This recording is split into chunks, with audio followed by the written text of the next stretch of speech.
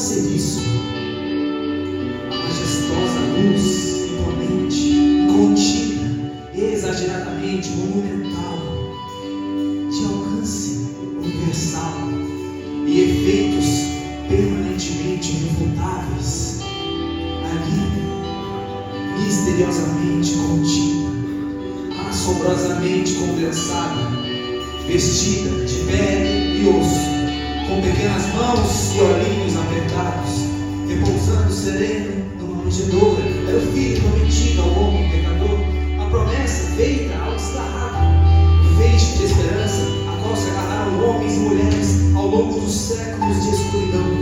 Confiança depositada na história insistente de um Salvador. Ali, com pés, mãos, veio um sorriso em incandescente luz, atestada pela natureza, reverenciada pelos astros, aclamada pelos homens, procurada pelos forasteiros, recebida pelo inimigo insolente. A luz estava finalmente entre nós, e vimos a sua glória como se fosse o próprio Filho perfeito de Deus.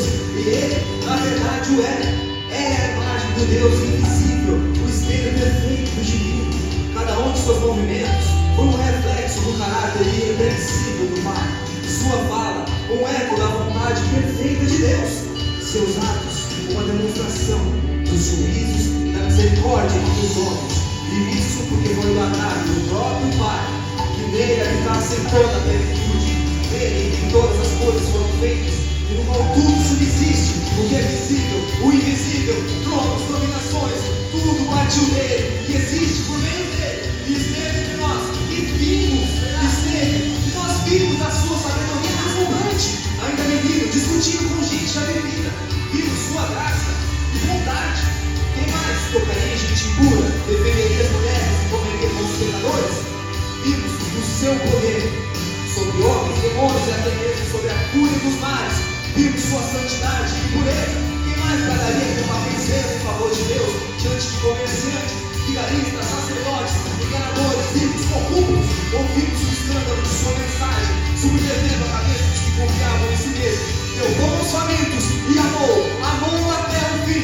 Vimos o seu amor, estava conosco, o próprio amor. E o que fizemos com ele? Nós o matamos. Porque todos nós não éramos outra coisa que não inimigos mortais de Deus, aversos ao seu padrão, rivais da sua bondade, opositores da justiça. Não queríamos o seu amor, nem pedíamos por sua graça. Mortos, não podemos oferecer outra coisa ao menino Deus entre nós que não fosse a própria morte. O levamos de madeiro para confirmar de uma vez por todas nossa terrível inimizade contra o seu ser. E ali, pendurado em vergonha, rimos, banqueteamos e blasfemamos contra a luz. Outros de nós se esconderam e o abandonaram, mas nenhum de nós o amou até a morte. Enquanto pensávamos que era um pobre coitado aflito, ele estava na verdade levando sobre si o nosso próprio castigo e miséria. Em sua carne rasgada, nossas feridas eram curadas. Em sua vergonha, nossa culpa extinguida. Por meio do sangue precioso do Cordeiro Puro que jorrava, nossas maldições eram exorcizadas. E quando recebeu o castigo misterioso da ausência do próprio Pai, fomos reconciliados. Morreu o precioso Cristo em vergonha, em desprezo, e sob a pesada mão da mais furiosa e esmagadora de Deus, morreu. O sol se escondeu, os anjos pisavam em dor, e o Filho se foi e morreu. Mas como poderia a morte, que nada mais é que uma de suas servas, o segurar? Como poderia sucumbir sob o castigo de Deus aquele que suporta em si mesmo toda a sua justiça, pois é Deus? Como não seria perfeita e definitiva a oferta de Deus para si mesmo? Como poderia desvanecer em trevas o abismo, o sol da justiça?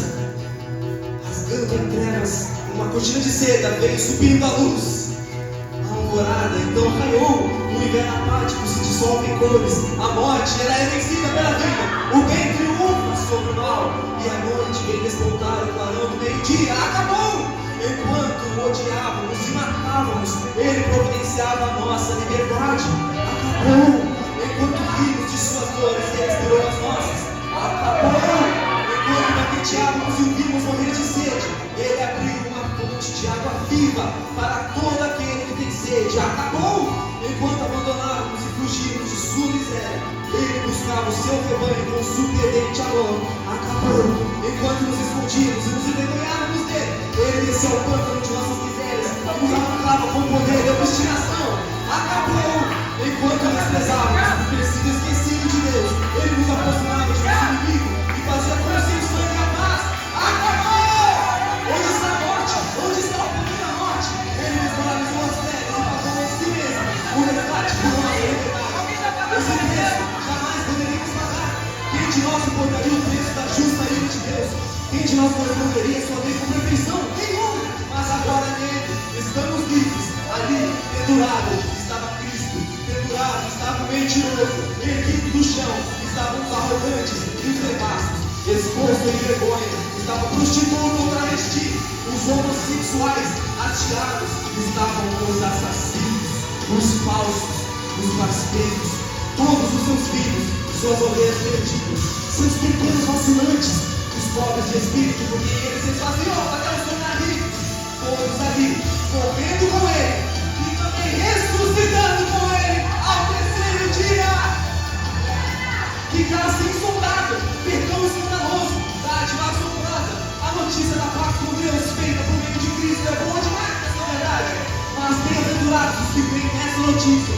Felizes os que acreditam no precioso Evangelho de Cristo e os que o vivem, entreguem aos pecadores para a glória de Deus. Já não há mais condenação para estes. Tudo foi consumado. O perdido encontrado e o rebelde trazido de volta ao seu lado.